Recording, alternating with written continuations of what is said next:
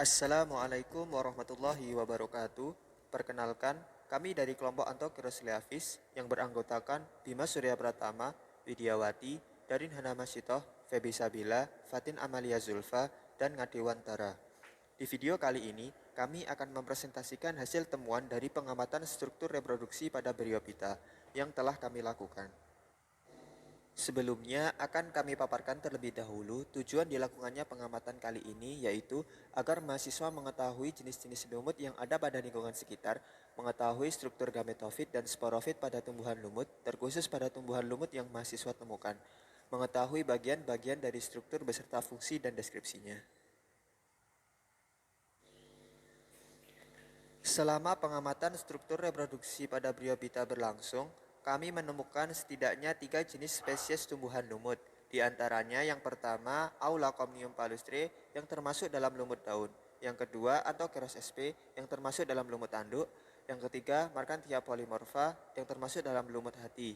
Kemudian kami akan komparasikan struktur antar jenis lumut yang sudah kami dapat.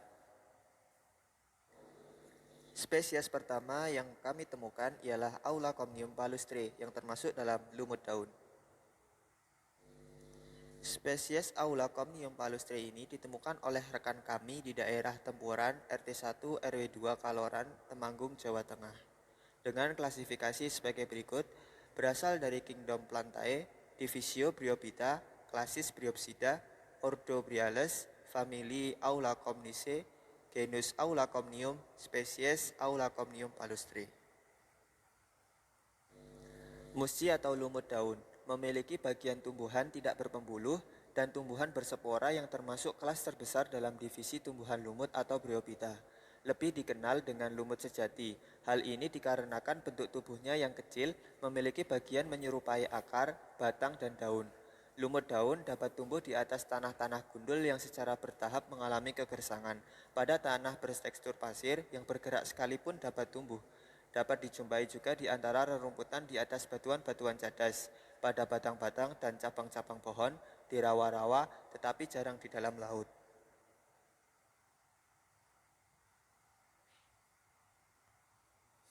Ciri-ciri lumut daun. Ciri yang pertama yaitu memiliki bagian menyerupai akar atau rizoid, batang, dan daun, sehingga disebut lumut sejati. Daun tersusun spiral dengan melingkari batang. Ciri yang kedua, tubuh umumnya tegak berupa talus, berdaun serupa sisik yang rapat, padat, dan memipih atau menumpuk. Ciri yang ketiga, hidup di tempat yang lembab atau basah, menempel pada tembok, batu, dan yang terlindungi dari matahari. Ciri yang keempat, pada tempat-tempat yang kering, lumut membentuk talus yang berupa bantal atau kebalan, dan di atas tanah hutan seringkali merupakan suatu lapisan menyerupai beludru. Ciri yang kelima yaitu berwarna hijau, mempunyai daun yang sederhana, mengandung kloroplas. Ciri yang keenam, batang dari lumut daun adalah semu yang tegak dengan lembaran daun yang tersusun spiral. Reproduksi vegetatif dengan membentuk kuncup pada cabang batang. Ciri yang ketujuh yaitu gametofit tumbuh tegak.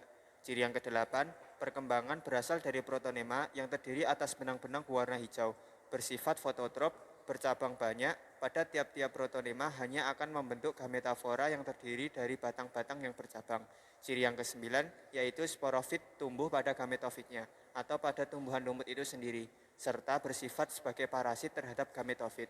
Ciri yang ke-10 yaitu sporangium mempunyai kaki yang lebar, seta hanya berupa lekukan antara kaki dari kapsul, bagian bawah kapsul memiliki stomata untuk proses fotosintetis. Ciri yang ke-11 yaitu kapsul memiliki kolumela yang pecah oleh gigi-gigi peristom. Ciri yang ke-12 yaitu tangkai atau seta secara perlahan bertambah panjang seiring perkembangan kapsul. Dan ciri yang terakhir yaitu alat perkembangbiakan terdiri dari antheridium jantan dan archegonium. Struktur dan fungsi lumut daun. Struktur yang pertama yaitu gametofit. Susunan gametofit ini berfungsi untuk membentuk sel gamet yang nantinya akan digunakan sebagai proses reproduksi. Bagian dari gametofit mempunyai akar, batang, dan daun yang sejati. Struktur yang kedua yaitu rizoid. Fungsi dari rizoid adalah untuk menyerap air dan mineral. Selain itu, rizoid juga berfungsi untuk melekatkan tubuh lumut di suatu tempat tertentu. Struktur yang ketiga yaitu batang. Batang dan daun pada lumut daun tidak memiliki jaringan xilem dan floem. Hal ini mengakibatkan proses pengangkutan air dan mineralnya hanya menerapkan sistem difusi yang menyebabkan prosesnya menjadi lambat. Selanjutnya, struktur yang keempat yaitu daun. Bagian yang menyerupai daun tersusun atas satu sel yang tebal, akan tetapi pada ibu tulang daun tersusun atas lebih dari satu sel lapisan tebal. Struktur yang kelima yaitu sporofit. Sporofit tersusun atas beberapa bagian seperti kaliptra, kolumella, dan vaginula. Sporofit berfungsi untuk menghasilkan spora yang digunakan pada proses reproduksi. Bagian yang paling ujung yaitu kaliptra yang berasal dari dinding archegonium yang berfungsi untuk melindungi kotak spora atau sebagai tudung spora. Kolumella yang merupakan bagian yang berada di bawah kaliptra yang merupakan bagian sporofit berupa saluran atau jalan menuju kaliptra. Dan bagian paling akhir adalah vaginula yang tersusun atas apofisis atau tangkai dan archegonium. Apofisis merupakan bagian dari ujung seta. Kemudian seta yang merupakan tangkai kecil dari bagian sporofit yang digunakan sebagai saluran, dan yang terakhir adalah archegonium yang merupakan dinding yang melapisi sporofit. Spesies kedua yang kami temukan ialah Anthokeros sp yang termasuk dalam lumut tanduk. Spesies Anthokeros sp ini ditemukan oleh rekan kami di daerah Dusun Pudak, Desa Terbah, Kecamatan Patuk, Kabupaten Gunung Kidul, dengan klasifikasi sebagai berikut. Berasal dari Kingdom Plantae, Divisio Bryophyta, klasis Anthokerotopsida, Ordo Anthokerotales, familia Anthokerotaceae, genus Anthokerota, spesies Anthokeros sp. Lumut tanduk atau Anthokerotales memiliki bentuk tubuh seperti lumut hati yang berupa talus, tetapi sporofitnya berupa kapsul memanjang. Sel imut tanduk hanya mempunyai satu kloroplas. Dalam perkembangbiakannya, lumut tanduk mengeluarkan spora terus-menerus dari sporangiumnya untuk kemudian berkembang menjadi lumut tanduk yang baru. Pada lumut tanduk, struktur talus, terutama anatomi internal dan isi sel merupakan hal penting yang dapat diamati untuk klasifikasi. Begitu juga sporofit yang mengandung dinding sporangial, spora dan ornamentasinya. Dan sel steril bercampur dengan spora dan struktur silinder steril jika ada di sporangium. Bagian-bagian tersebut merupakan bentuk spesifik yang ada pada lumut tanduk sehingga memudahkan untuk klasifikasi. Selanjutnya, ciri-ciri lumut tanduk atau Anthoceros sp. Ciri-ciri yang pertama yaitu talus gametofit tidak dapat dibedakan antara struktur batang dan daun, sedangkan akar masih berupa rizoid. Yang kedua, talus gametofit berbentuk pipih dorsiventral. Ciri yang ketiga yaitu pada permukaan dorsal, talus gametofit dibentuk gametangium, yaitu antheridium dan archegonium. Selanjutnya, talus sporofitnya berbentuk seperti tanduk atau jarum yang ramping atau kecil, dan pertumbuhannya terjadi karena pembelahan sel-sel dasar pada daerah kaki. Ciri yang terakhir yaitu habitat hidup tumbuhan lumut kelas Anthocerote umumnya pada tanah dengan tanah mineral yang lembab di bukit ataupun di lereng gunung. Tanah gambut yang bersifat asam dan miskin unsur hara tidak cocok bagi kehidupan lumut anggota kelas Anthocerote. Selanjutnya, struktur tubuh lumut tanduk.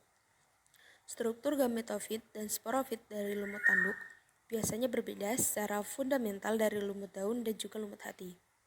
Perbedaannya yaitu, pertama, sel talus dari lumut tanduk selalu berdinding tipis dan hanya memiliki satu kloroplas besar setiap sel atau 2-4 dalam megaseros. Setiap kloroplas biasanya diberikan dengan satu atau lebih virenoid atau organel khusus yang terlibat dalam sintesis pati dan hanya ditemukan pada lumut tanduk dan alga. Sel-selnya tidak memiliki organel yang mengandung minyak dengan rizoid yang memiliki dinding tipis dan juga cukup halus. Talus dari lumut tanduk biasanya terdiri dari beberapa lapisan sel yang tebal sampai ke tepinya.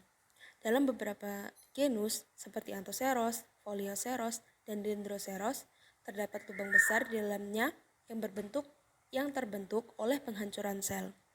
Pada sisi perut talus ada ruang udara kecil yang terbuka keluar melalui pori-pori. Pori-pori tersebut mengandung koloni cyanobacteria dari genus Nostoc. Koloni Nostoc tersebut mempertahankan hubungan simbiosis dengan lumut tanduk dengan memperbaiki nitrogen dari udara dan pada gilirannya menerima karbohidrat dari tanaman lumut tanduk. Koloni tersebut terlihat dari sisi punggung sebagai titik kehitaman yang ada pada talus. Tidak seperti lumut daun dan lumut hati, gametangia dari lumut tanduk berasal dari sel-sel subepidermal di talus dan bukan dari sel-sel epidermal. Dalam hal ini, lumut tanduk menyerupai paku-pakuan. Anteridia berbentuk bulat dan terletak di dalam kelompok atau soliter di rongga dorsal talus yang kecil. Archegonianya terbenam di sisi dorsal talus dan leher muncul di luar permukaan talus dorsal. Sporofit dari lumut tanduk terdiri dari kaki yang menahan sporofit ke dalam talus dan sebuah kapsul linear panjang. Satu seta kurang dalam lumut tanduk. Karakter unik dari kapsul lumut tanduk adalah bentuk linearnya yang sempit, pertumbuhannya dari jaringan meristematik di dasar kapsul atau meristem interkalar, dan pematangan spora terjadi bertahap. Terjadi langkah demi langkah dari puncak ke dasar kapsul. Pori-pori atau stomata biasanya ada pada epidermis dinding kapsul. Pada lumut tanduk muda, kapsul dilindungi oleh sel-sel yang diproduksi oleh gametofit, yaitu involucre. Jenis lumut yang ketiga yaitu Marsantia polymorpha atau yang lebih dikenal dengan lumut hati. Marsantia polymorpha atau lumut hati.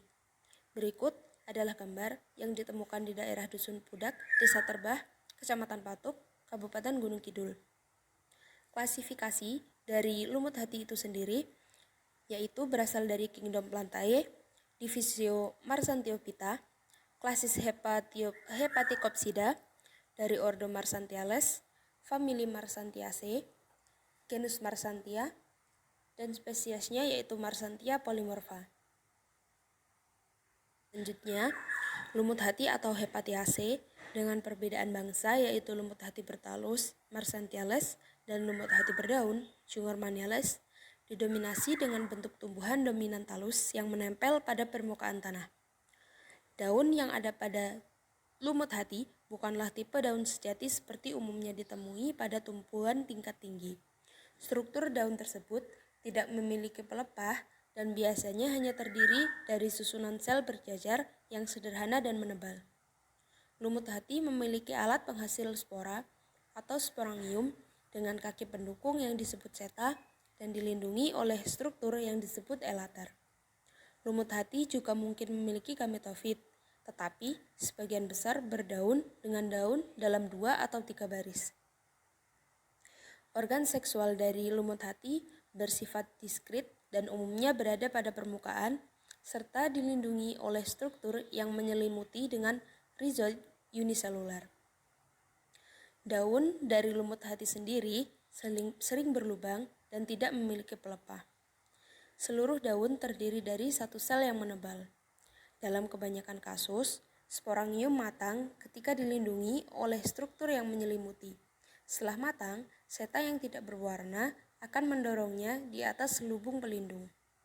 Seta ini berstruktur tegak karena tekanan air di dalam sel-selnya. Seta biasanya memiliki kutikula dan oleh karena itu tidak dapat menyerap air secara langsung.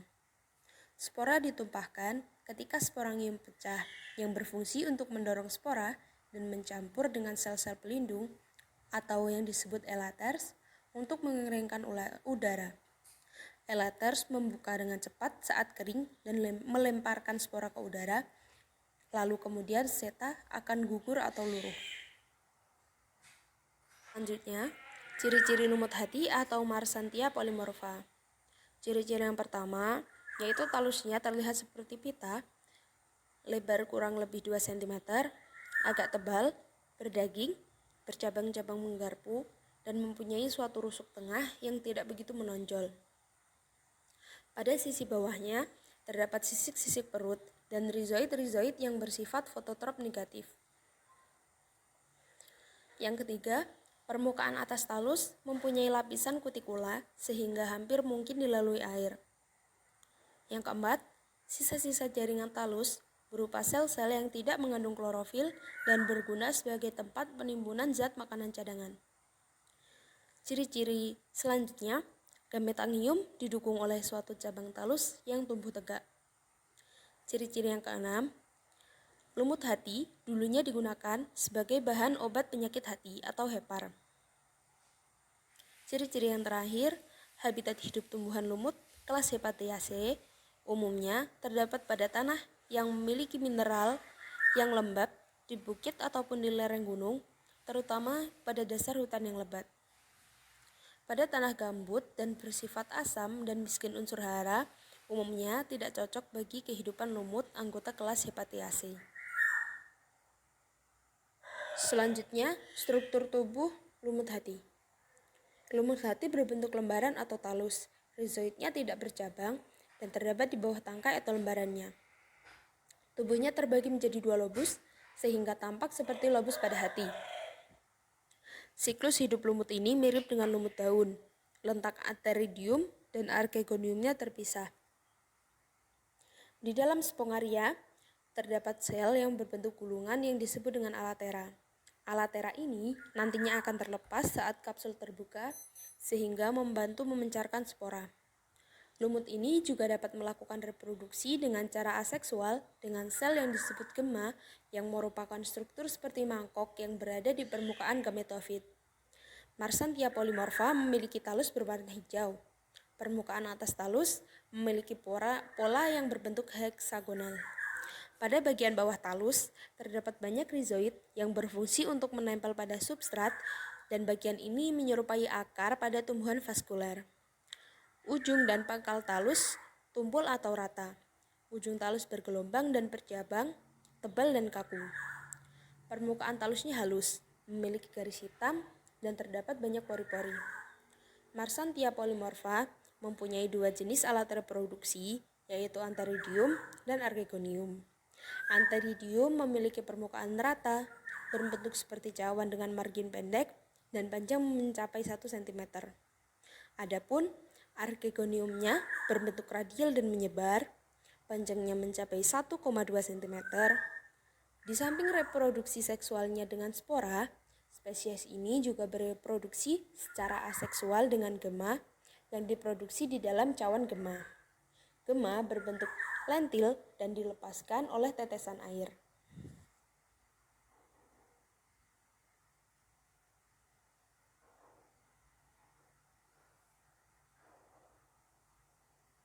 Pembahasan selanjutnya yaitu komparasi struktur antar jenis lumut. Terdapat beberapa indikator dalam komparasi ini, yaitu tumbuhan, ranting, daun, sel, rizoid, sporofit, seta, kapsul, kematangan spora, dan juga protonema. Indikator yang pertama yaitu tumbuhan. Pada lumut hati, terdapat batang dan daun dalam 2-3 baris atau talus. Pada lumut tanduk terdapat talus, dan pada lumut daun terdapat daun yang biasanya dalam bentuk spiral dan tidak pernah memiliki tulang daun. Indikator selanjutnya yaitu ranting. Pada lumut hati, rantingnya berasal dari sel meristem, epidermis batang, atau stem cell. Pada lumut tanduk tidak memiliki ranting. Dan pada lumut daun, rantingnya berasal dari epidermis batang. Indikator yang ketiga yaitu daun. Pada lumut hati, daunnya tidak terbagi atau lob dan hanya sedikit midrip. Pada lumut tanduk tidak memiliki daun. Dan pada lumut daun terdapat daun, terkadang ditemui midrip dan terkadang tidak. Indikator selanjutnya yaitu sel. Sel pada lumut hati memiliki banyak kloroplas kecil. Terdapat badan penghasil minyak. Pada lumut tanduk dengan 1-2-4 kloroplas besar. Tidak terdapat badan penghasil minyak. Pada lumut daun memiliki banyak kloroplas kecil dan juga tidak terdapat badan penghasil minyak. Rizoid pada lumut hati dan juga lumut tanduk berbentuk uniseluler, sedangkan pada lumut daun berbentuk pluriseluler. Indikator selanjutnya yaitu sporofit. Sporofit pada lumut hati pertumbuhannya oleh satu sel apikal. Sepenuhnya ditutupi hingga matang oleh kaliptra dan juga organ pelindung khusus. Pada lumut tanduk, pertumbuhannya dilakukan oleh meristem basal. Bagian basal ditutupi oleh penutup dan kaliptranya kurang. Pada lumut daun, pertumbuhan dilakukan oleh satu sel apikal. Pada bagian atas ketika muda tertutup oleh kaliptra dan perlindungan lebih lanjut pada organ tersebut kurang. Indikator yang ke-7 yaitu seta. Pada lumut hati, setanya rapuh dan memanjang setelah spora mengalami pematangan. Lumut tanduk tidak memiliki seta, dan pada lumut daun, setanya kaku dan memanjang sebelum spora mengalami pematangan. Selanjutnya, indikator yang ke-8 yaitu kapsul. Pada lumut hati, dehiscens memiliki katup 1-4, jarang operkulum, memiliki elaters, tetapi jarang memiliki kolumella dan juga peristom. Pada lumut tanduk, dehiscens memiliki 2 katup, terdapat elaters dan kolumella, dan hanya sedikit memiliki peristom. Pada lumut daun, dehiscens sekaligus adalah operkulum, memiliki sedikit elaters, terdapat kolumella, dan juga peristom. Indikator selanjutnya adalah kematangan spora. Pada lumut hati, spora matang secara bersamaan dan terjadi sebelum perpanjangan seta. Pada lumut tanduk, kematangan spora tidak terjadi secara bersamaan. Dan pada lumut daun, sporanya matang secara bersamaan dan terjadi setelah perpanjangan seta. Indikator selanjutnya adalah protonema. Pada lumut hati, protonemanya sangat kecil, berbentuk talus, dan memproduksi 1 gametofit. Pada lumut tanduk, protonemanya sangat kecil, berbentuk talus, dan juga memproduksi 1 gametofit, sama seperti lumut hati. Dan pada lumut daun, protonemanya berbentuk filamen, serta memproduksi beberapa gametofit. Bahasan yang terakhir yaitu kesimpulan.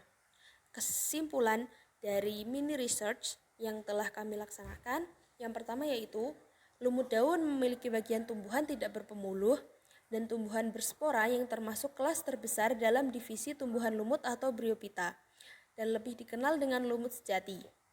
Hal ini dikarenakan bentuk tubuhnya yang kecil, memiliki bagian menyerupai akar atau rizoid, memiliki batang semu dan juga daun. Yang kedua, lumut tanduk atau Anserothales memiliki bentuk tubuh seperti lumut hati yang berupa talus. Akan tetapi, sporofitnya berupa kapsul yang memanjang. Sel lumut tanduk hanya mempunyai 1 kloroplas. Dalam perkembangbiakannya, lumut tanduk mengeluarkan spora terus-menerus dari sporangiumnya untuk kemudian berkembang menjadi lumut tanduk yang baru. Yang ketiga, lumut hati atau Hepatiaceae dengan perbedaan bangsa yaitu lumut hati bertalus atau Marsantiales dan lumut hati berdaun atau Jungermanniales didominasi dengan bentuk tumbuhan yang dominan dengan talus yang menempel pada permukaan tanah. Daun yang ada pada lumut hati bukanlah tipe daun sejati seperti umumnya ditemui pada tumbuhan tingkat tinggi. Struktur daun tersebut tidak memiliki pelepah dan biasanya hanya terdiri dari susunan sel berjajar yang sederhana dan menebal. Demikian presentasi dari kelompok kami. Jika ada tanggapan atau pertanyaan, bisa langsung disampaikan. Terima kasih atas atensinya. Dan akhirul kalam, wassalamualaikum warahmatullahi wabarakatuh.